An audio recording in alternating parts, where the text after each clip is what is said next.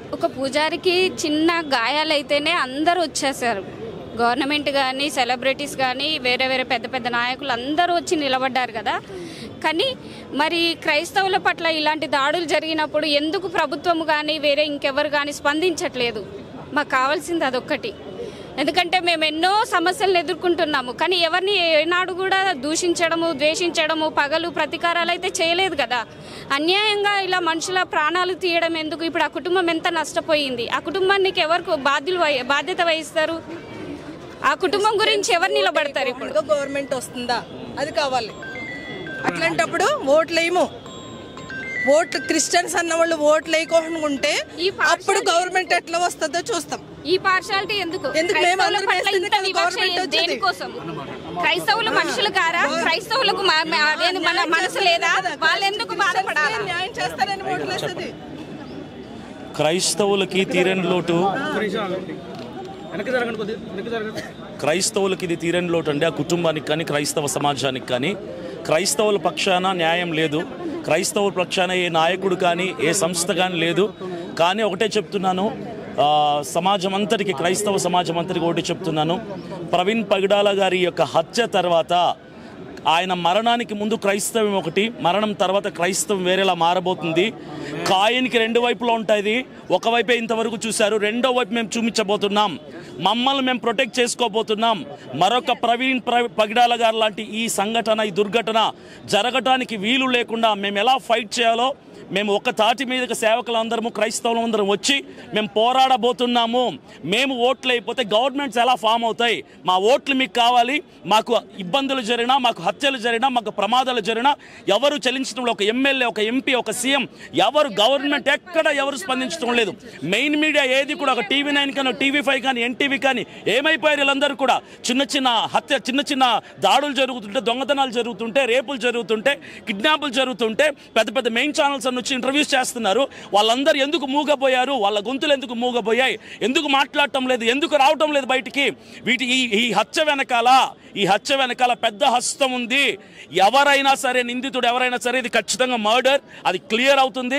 Footage కూడా ఇప్పటి వరకు 2 రిలీజ్ చేశారు. ఎంతసేపు కొవ్వూరు టోల్గేట్ దగ్గర ఉన్న ఫుటేజ్, తర్వాత ఆ బండి పడిపోయిన ఫుటేజ్ తప్ప దానికి ముందు ఉన్న ఫుటేజ్ ఎందుకు రిలీజ్ చేయట్లేదు? విజయవాడ నుంచి కొవ్వూరు బ్రిడ్జ్ వరకు చాలా టోల్గేట్స్ ఉన్నాయి. ఆ సీసీ ఫుటేజ్ ఎందుకు బయటికి రావట్లేదు? ఎందుకు రానివ్వటం లేదు? అప్పటికే ఆయన మీద దాడి జరిగింది, అప్పటికే ఆయన మీద అటాక్ అయింది, బైక్ డ్యామేజ్ అయింది, ఆయన ఇంజూర్ అయ్యాడు. ఆ కొవ్వూరు టోల్గేట్ దగ్గర ఈ సీసీ ఫుటేజ్ చూస్తే ఆయన బండి నడపలేని స్థితిలో డూమ్ లైట్ పగిలిపోయింది, కాలు డ్యామేజ్ అయిపోయి చాలా ఇబ్బంది పడుతూ తూలుతూ బండి నడుపుతున్నాడు. ఇలాంటి పరిస్థితి. ఈ పరిస్థితుల్లో ఒక మనిషి చనిపోతే సాటి మనుషులు, చాలా మంది హైందవులు పెద్దగా పిలువబడుతున్నటువంటి మతోన్మాదులు, కొంతమంది దయ్యాలు ఏం మాట్లాడుతున్నారంటే ఆయన మరణాన్ని గేలి చేస్తున్నారు, హేళన చేస్తున్నారు, వెటకారం చేస్తున్నారు. ఒక పనికిమాలిన సైతాన్ ఒకటి ఉంది, అదేమన్నా మాట్లాడుతుంది తెలుసా? యూట్యూబ్లో లైవ్ పెట్టి పగిలిందా పగిడాలని చెప్పి వెటకారంగా పాటలు పాడి ఎవరి చుట్టు కత్తిరించి గుండు కొట్టించి ఊర్లో నిలబెడతాం. ఎవరు మొదలుపెట్టాం, ఎవరిని విడిచిపెట్టాం. ఈ హత్య వెనకాల ఎవరెవరైతే ఉంటున్నారో ప్రతి ఒక్కరిని రోడ్డు మీదకి తీసుకొని వస్తాము.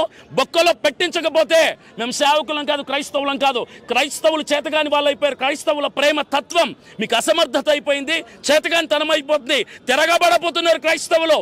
ఎదుర్కోవడానికి సిద్ధంగా ఉండండి. ఇప్పుడు పోస్ట్ మార్టం రిపోర్ట్ కొరకు మేము ఎదురు చూస్తున్నాం.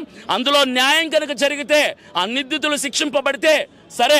అక్కడ మాత్రం తేడా జరిగిందంటే మాత్రం మేము ఊరుకునేది లేదు. యావత్ క్రైస్తవ సమాజం అంతా కూడా రోడ్డు మీదకి వస్తాం. బళ్ళు కదలనివ్వం, ఏ పని జరగనివ్వం. ఎలా ముందుకు కదులుతుందో ప్రపంచం, ఎలా ముందుకు కదులుతుందో ప్రభుత్వం చూస్తాం. మేమందరం కూడా ఐక్యత కలిగి పోరాడతాం. We fight for justice. ఇప్పుడు మతోన్మదులు చాలా మంది ప్రవీణ్ పగడాల గారిని చంపి సంకలు గుద్దేసుకుంటున్నారు, ఆనందపడిపోతున్నారు. అయిపోయింది. కానీ ఒకటే చెప్తున్నాను అందరికి కూడా, ఎవరైతే ఈ హత్యకు పాల్పడ్డారో ఒకటే వార్నింగ్ ఇస్తున్నాను.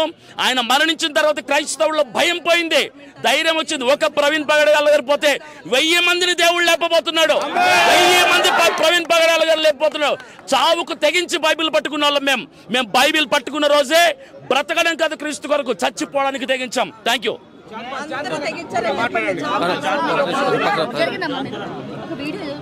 అమ్మా, మొదట ఈ వీడియో ప్లే చేస్తాను. దీనికంటే ముందు ఒక మాట చెప్తాను. అదేంటంటే, మన శత్రువు చనిపోయినా సరే, మనం బ్రతుకుతున్నటువంటి సమాజంలో ఒక శత్రువు చనిపోయినా సరే, అక్కడికి వెళ్ళి ఆ శత్రువుని మన శత్రువు చనిపోయినా సరే ఆ శత్రువు మరణించిన రోజు ఆ వ్యక్తిని గౌరవించి మాట్లాడతాం. అయితే ఈరోజు సమాజంలో ఉన్నటువంటి పరిస్థితి ఏంటంటే మీరు చూడండి అమ్మా, ఈవిడ ఎలా మాట్లాడుతూ ఈవిడ పెట్టి టైటిల్ ఏంటి పగడాలు పగిలిందా అంటూ ఈవిడ పెట్టి ఈవిడ ఏమని మాట్లాడుతుంది, ఈవిడ హావభావాలు చూడండి.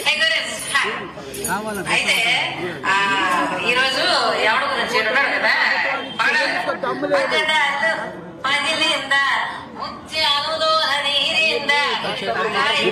చివరిలో నిలబెట్టకపోతే ఆ సైతాన్ని చూస్తూ ఉన్నారు మీరు. వదిలిపెట్టే ప్రసక్తే లేదు. ఎందుకు చర్యలు తీసుకోవట్లేదు గవర్నమెంట్? ప్రభుత్వం ఎందుకు స్పందించడం లేదు? మతోన్మాదులు అంతా ధైర్యంగా మనిషి చచ్చిపోతే మానవత్వం కూడా చాటి చెప్పకుండా ఆ మరణాన్ని కూడా గేలి చేసి మాట్లాడుతుంటే ప్రభుత్వం ఏం చేస్తుంది? ఇది వినండి, ఇది కేవలం నా మొబైల్లోనే లేదమ్మా,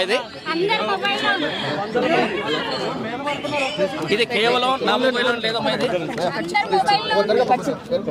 ఇబ్బంది పడుతున్నారు వాళ్ళు.